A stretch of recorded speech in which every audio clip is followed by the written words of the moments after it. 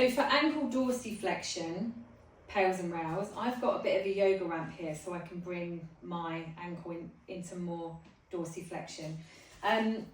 You can do this in a half kneeling position or a standing position.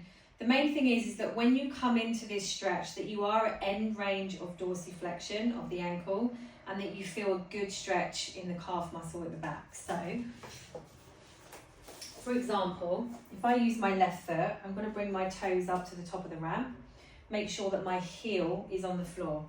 Now, if I just take my other foot and step forward, I've now got a really good stretch in my calf muscle, but I'm also in end range of dorsiflexion where I can't lift my toes up. If I was back here and I can lift, that's not at end range. So I need to make sure that I am bringing myself into end range position.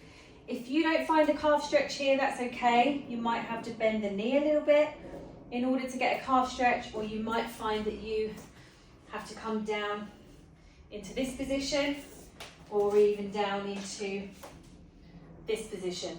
Wherever that position may be for you, that's where you do your Pails and rails for the ankle. I tend to hold on to something because I find I can get a bit more intensity behind it if I can hold on to something. So I'm going to show you it from this standing position, and I'm going to extend my leg and step forward. With a Pails and rails contraction, if we're trying to expand range of motion of a joint, we need to hold this position for a 2-minute stretch first. Okay, so make sure that you find that end range position and that you hold that exact position for 2 minutes. It's really important that you don't kind of come in and out of that when you're trying to hold that stretch. So say you've held this for 2 minutes already. Pails contraction is trying to gas pedal that foot down. Okay, so think of your foot on an accelerator in the car and you're trying to drive that foot down into the floor. Okay, that's your Pails contraction, and that's where you feel it in the lengthened tissue here at the back. It's your calf muscle. When we go into our rails contraction, the rails is always the shortened tissue, so that's this tissue here at the front of the ankle, and that's where you need to feel your contraction there. So it should feel kind of front side ankle stuff and then coming up into the shin as well. So at Pails, we build that intensity up. 20%, 40, 60, 80 into your greatest, safest effort. Rails, we go straight into that switch of a rails contraction and we go straight into your greatest effort of that contraction too. Okay, so it's really important when we're trying to expand the range of motion or do Pails and rails that we do ankle cars first. If you refer to another one of my videos, I show you how to do ankle cars there. So we do a few ankle cars, we come into our end range position of dorsiflexion, and then we can start our Pails and rails from there. So driving that heel down, I'm going to hold this stretch, so I've held it for 2 minutes, and then I'm going to start to drive my foot down, so gas pedal that down. I'm going to take a big deep breath in, I'm going to pack that air down, and I'm going to make sure that I'm holding on and squeezing and radiating through the whole body up. You need to make sure that you have that full body tension.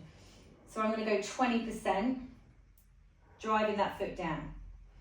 40, making sure that I've still got that calf stretch, I haven't moved out of this position.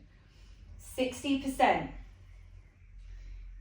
80, and then I'm going to go to my greatest, safest effort of driving that down, squeezing through the whole body.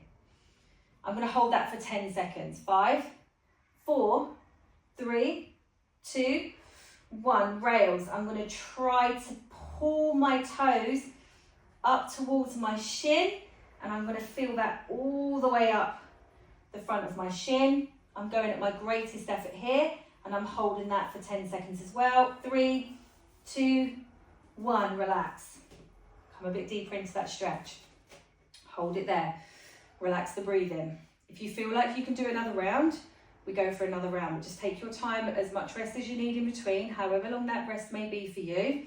Then we can go for round 2 when you're ready, maybe around 3 if you feel like you can, and then slowly come out of that position, and then you can do some more ankle cars to lock in that new range of motion. So that's ankle dorsiflexion, Pails and rails.